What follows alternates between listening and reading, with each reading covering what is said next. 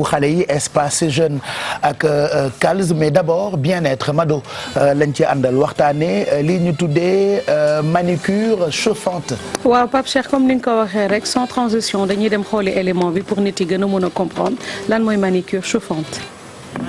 Voilà, si vous vous rappelez waxtaane woon nañu ko mais tey dañ ci dellu si waat parce que c'est tellement prisé par nit yi nga xamante ni ñoo bëgg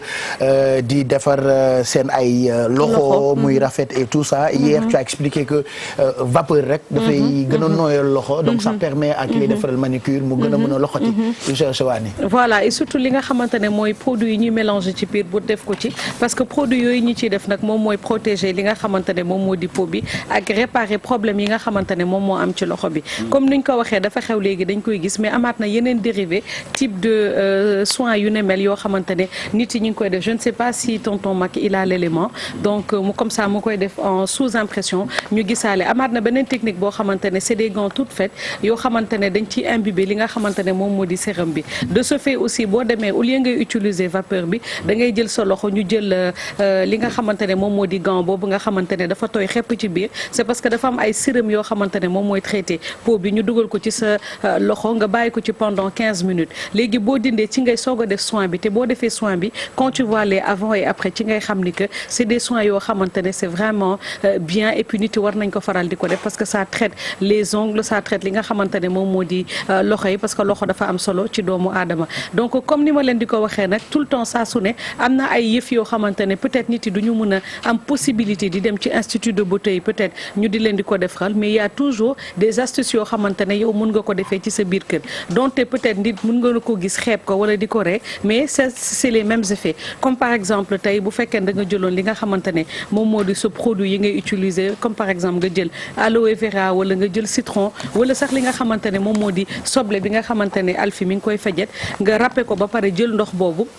appliquer ko ci sa contour loxo yi mélanger ko ak li nga xamante ne moom moo di citron wala miel mën nga ko ci appliquer autour de tes doigts fépp foo xamante ne dafa am bord libre ak cuticule yeeg yooyu nga jël li nga xamante ne moom moo di mbuus yi ñu solee glace takk ko ci pendant 10 à 15 minutes tu te retrouves avec les mêmes effets donc nit yi war nañ koy mun di ko def wala ngeen dem aussi ci institut ñu defal leen ko parce que ñoom aussi seen xel da ci màcc donc je pense que moo taxoon ñu wane ko. J'avais une question par rapport toujours à les soins. Est-ce que parfois quand on a tous les accessoires à la maison,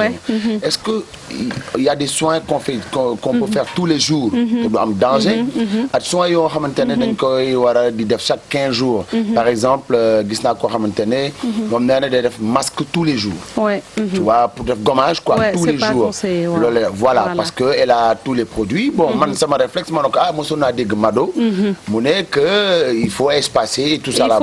et tout ça donc quels sont les trucs qu'il faut faire tous les jours yoo xamante ne les bases ak yoo xamante ne mën na si on va directement sur le visage comme par exemple un visage ça se nettoie tous les jours boo waxee nettoyer maanaam dañu duppee le soir toute la pollution bi ngay yendoo le matin mooy naaj bi mooy la poussière la pollution maintenant quand tu arrives chez toi il faut te démaquiller le visage maanaam nga nettoyer ko pour les hommes ça sera très simple s'ils ne veulent pas utiliser des produits il y a le savon yoo xamante ne c'est des pH neutres le fait que nga jël savon bi sëlëm sa kanam rek dina nga lépp loo xamante ne moom moo di impureté maintenant quand on parle de soin ak li nga xamante ne moom moo di démaquillage ak yooyu il y a une différence un soin c'est plus intense et c'est ça vient de plusieurs étapes je veux dire il y a da ngay nettoyer da nga war a gommer da nga war a def extraction de comédon toutes ces choses là c'est compliqué et c'est pour cela que ça se ferait une fois peut-être dans le mois où ça dépend du type de peau bi nit ki am donc ce qui veut dire que yooyu peut-être l'idéal c'est d'aller voir un spécialiste wala se rapprocher d'un spécialiste si on a les produits chez soi ñu ne la par rapport ak ce type de peau yow tant de fois nga ko war a def mais quand il s'agit de nettoyer chaque jour nit ki buy tëdd war na mën a nettoyer kanamam soit ak saabu wala ñun jigéen ñi ay démaquillant ay eau de rose et tout ça alors ce qui va des mains aussi une manucure ne se fait pas tous les jours de même qu'une pédicure loolu aussi da nga koy espacer parce que c'est vrai que la peau elle pousse donc bu pousser ba am ay problème nga dindi ko da nga koy may à temps mu pousser waat maanaam une semaine wala sax 15 jours surtout nga nettoyer waat et puis mu mun la dimbale mais boo koy def chaque jour da ngay gaañ sa bopp. Super. D'accord. Merci beaucoup. Très clair. Ouais. li ma la wax yëpp defu ko waaye wax ju bëri rek ak bëgg la sonal